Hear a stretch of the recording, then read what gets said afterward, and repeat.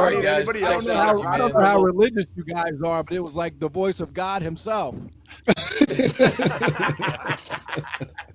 I mean, we have been working almost as hard as your guys worked tonight, Coach, to win that game. So it's nice to have you here on the show. Congratulations. Yeah, and what I wanted to sort of get your thoughts on is to win a game like that. How do you do it? I mean, when points are so precious and they're hard to come by, how do you win a game like that?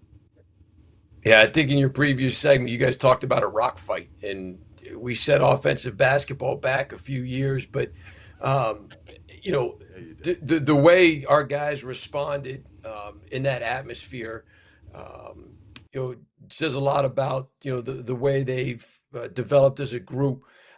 We've been scoring the ball pretty well the last couple of weeks, and Central Connecticut is the most efficient offense in the league. So if you had told me that the game was going to be in the 40s, I would say no way. I thought it would be closer to in the 70s or the 80s. But um, looking at the box score, I still don't know how we won. I mean, we didn't shoot the ball well. We got out rebounded, but at the end of the game, made some plays that we needed to make and got the stop that we needed to get. Rob, how cool has this one been for you? Because again, I mean, listen, you've had your struggles as a team a little bit lately. But for you, how gratifying has this one been? You're 16 and 17, you're the number 3 seed. So it wasn't like you came out of nowhere, but obviously you had a tough non-conference stretch, which a lot of teams in the league do. And you started off a little bit rough in league play. Yeah, I mean, it was our 4th appearance in the championship game, and I was starting to think, maybe it's not in the cards, and but the group that we have this year responded unlike any other group we've had. They really embraced the journey. We never lost more than 2 in a row. It truly was a player-driven team. I mean, it's coach speak, but those guys came to practice every day. They worked extra on their game. Riley Parker, we had a superhero to be able to carry us at times where we were struggling. But it means a lot. I mean, it's the first time since 1991 that we've been in the NCAA tournament. There's so much tradition here at St. Francis, going back to Maurice Stokes and guys like Kevin Porter, Norm Van Leer, who wore the jersey back in the 50s and the 60s. But we've come close a couple other times. But for these guys to experience this and be a part of St. Francis basketball history will be something that they'll remember for the rest of their lives.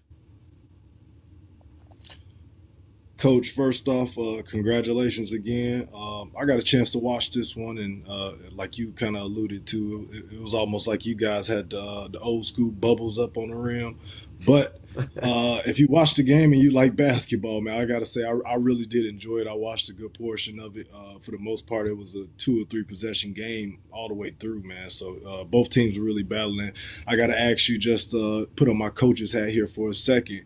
What goes through your mind that last possession after they scored the last basket to tie the game up? I think it was close to like 14 to 15 seconds left on the clock, and you guys, I thought, did a really great job of pushing, getting a quick inbounds first, and then pushing it into a really good, fast-paced secondary kind of transition. He was able to get a clean look off the pull-up jumper. Just wondering, like, what runs through your mind on the coaching side of that, as far as like how much time goes off the clock? At what point do you think about maybe burning a timeout if you need to? I've always been players make the plays. I don't need to call a timeout. And these guys have been in enough close games late that they understand what's at stake.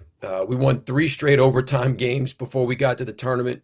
1 or 2 tournament games, getting fouled on a 3-point shot to win the game. And in that situation, I didn't want to call a timeout. Central Connecticut is so good defensively that I didn't want to give them a chance to set up. And at that point, we had, I trust the players, and I've been that way as a head coach. Late in the game, I don't want to call a timeout just so I can get on the board and draw a play while the other coach is down there, diagramming a defense to try to stop us. And, fortunately, Damar, and Riley and Juan and some of our perimeter guys, we had multiple guys out there to make a play. And Damar struggled throughout the course of the game. I think he was 2 for 11 at that point, 0 for 7 from the 3-point line, and it's a shot that he shoots all the time in workouts. So when he went to take the shot, I felt good about it, and fortunately we were able to get the stop then to hold on. Coach, I love the setup of this tournament, how the highest seed, it gets the home game. I think it's tremendous. But I've watched this final a lot. I grew up in Connecticut, and it felt like the road team always pulled it out. But I just want to know, how far in the underdog bag did you go with this team? You lost 5 in a row to Central. You're going on the road. Like, did you go Jimmy V speeches? Like, how far down the road in this underbag? I know you got every coach got underdog talks. How far did you go down that bag? I really didn't have to go that far. I thought it was maybe at halftime. In our last game, we played as soft as we played all year against LIU, and I came in and read them the riot act, and they responded. But in the first half, it was 2020. It wasn't pretty, but we were getting the shots that we wanted, and we defensively we're doing some good things. But they knew it was at stake. They're not dummies. They knew that we had gotten blown out the 2 games before. But I told them, listen, we just need to be better than them for 40 minutes tonight. That's it. Right. And we treated it like, about win one round at a time. But Luke McConnell, our associate head coach, whose cousin TJ McConnell, Aunt Susie McConnell, the whole, his dad Tom was my coach. They've got, a ton of basketball in their family. And, he told our guys before the game, he gave them the image of a boulder and something he got lost on YouTube about, just hitting the boulder. Yeah. With the hammer a couple of times, and eventually it breaks. We weren't going to smash the boulder. We weren't going to just come in there and hit home runs from the start. And I think our guys really embraced that. Just one hit at a time, and eventually it broke, and we were 3 points ahead. Well, Coach, man, congratulations on the dub. We are so thrilled we could get you on to talk about it, man. And I think that's a lesson for us all. We could have given up after the first attempt. We could have given up after the second attempt. We didn't. We kept fighting. We got you on, man. Congratulations again, and we pulling for you in the tournament, man. Thank you. Appreciate it. Thanks for having me, guys. Thanks, Rob.